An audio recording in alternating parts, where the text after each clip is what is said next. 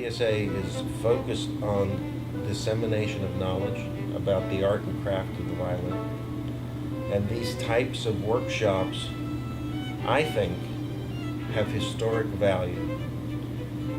There are people here who are doing things that will be in the history books. People will be reading about these people 100 years from now and what they're doing. So the work that's being done here is very important historically.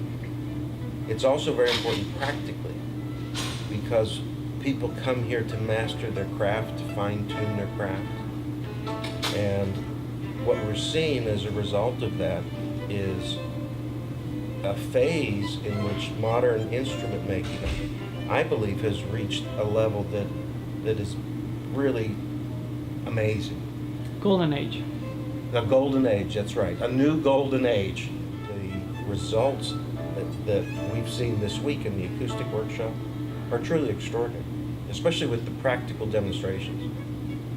So we're now to the point where we're turning pure research into practical capabilities and practical knowledge. And I think we'll see more of that in the future. And I think we'll see more of the traditional woodworking combined with the scientific over time. And that's being proved by the leading makers, because the leading makers, in fact, use the knowledge from the acoustic workshops and the acoustic studies.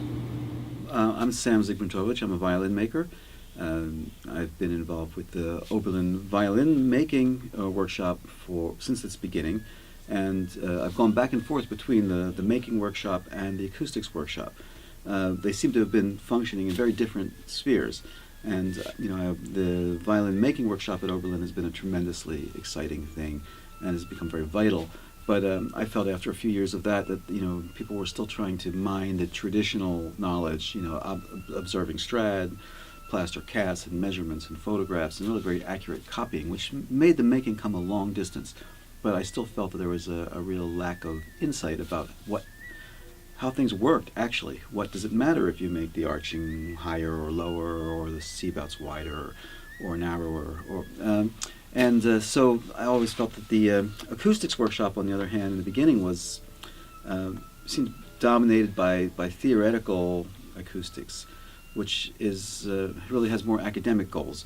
But that at a certain point, I got involved when I felt like they wanted to bring the acoustic workshop towards a more practical direction. So that's when I felt like I actually could find a place in it.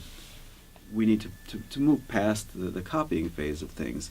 And I think a lot of makers in it are feeling that now. Like, well, okay, we sort of know what has been done, but now in order to take real possession of the craft again personally, we need to understand the principles more. And I think that's where acoustics comes in. The tests we're running, a lot of them are blind tests, because when you evaluate anything, doesn't matter if it's a violin or any other thing, you're highly influenced by what you know about it. The perception. The perception, and especially with something like a violin, which is for the violinist, its main function is to make wonderful music and wonderful sounds. But then you've got the look of the violin, how it looks, and then who made it. Is it made by Stradivari?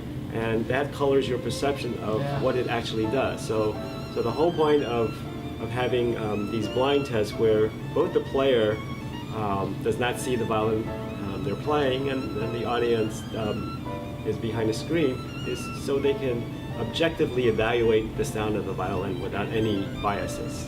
So the connection between the player and the violin is one of the most important connections that exists. So you cannot evaluate violins in a vacuum by itself without the player. So these blind tests are critically important, especially to understand how players evaluate violins.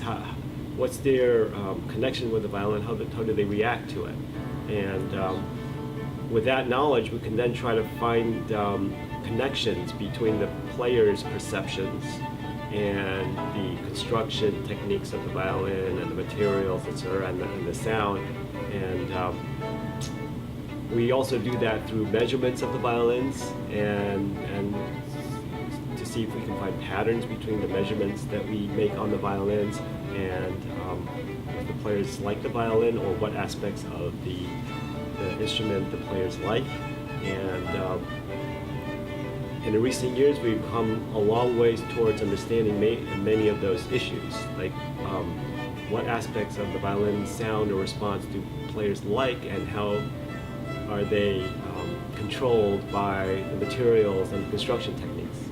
But beyond this, I'm really interested to understand how we can correlate some perceptual properties, so like quality parameters, with mechanical measurements, as we can do nowadays, like radiation measurement by Joseph, or I do some admittance measurement.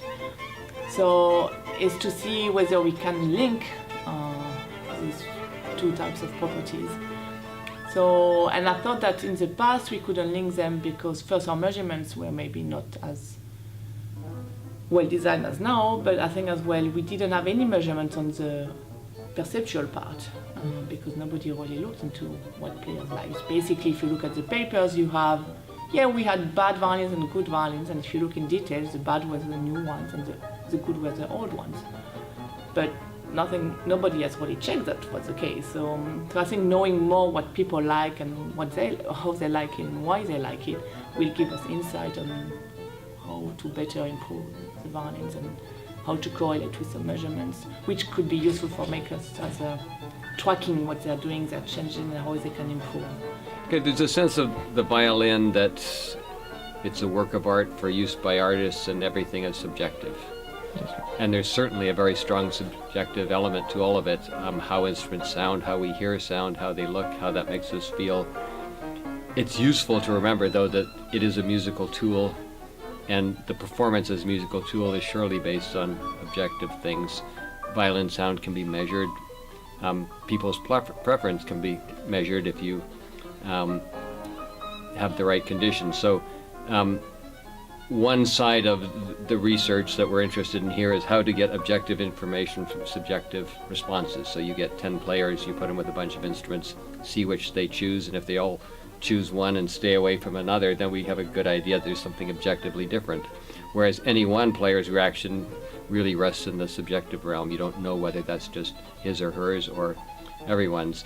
So that's one project, is try to get an increasingly secure sense of what it is that players really like when they're not considering investment potential, labels. So the other side of it is objective measurements, and that's where I'm very interested in measuring sound radiation from violins, and have built a rig that works very well as a workshop tool based on the work of other researchers, but I've developed it specifically as a way of assessing information about instruments in the field. If you want to go to where good violins are, you've got to go somewhere. Usually they don't just show up in a lab. And also as a workshop tool while adjusting my instruments, and that's how we've been using it here. Since the Paris experiment, I've got a better sense of what players like and what audiences can hear, and how that ties in with the sort of measurements this rig can take. So here we've done something new. We've kind of brought it all together. We've done the day one, we did the blind testing, so we have a group of instruments. It seems that the audience, we all chose these ones. Let's measure those, let's measure the rest. How can we make these sound more like that? And it's a fruitful and exciting way of working, because rather than just going by intuition, which is valuable, we can also have some extra tools. I always think of when pilots fly a plane, they go by their senses. When there's a storm, you go by instruments. We have these environments where everybody has something to add to the knowledge pool.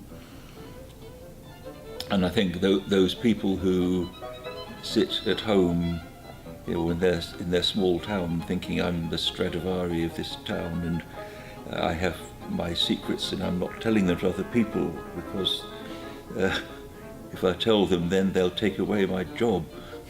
And this is just such complete nonsense.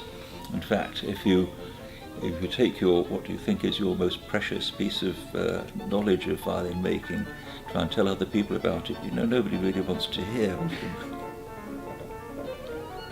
Well, maybe sometimes they do, sometimes they don't. But there's absolutely nothing gained trying to make it on your own. I think trying to solve problems and then just turn that into sort of money and status. You're simply far better off just sharing everything you got, and you always get back more than you give out. And I would say, whatever contribution I've made to the Oberlin workshops, I would say I've been more than repaid in little bits of understanding and tricks that are picked up from other people.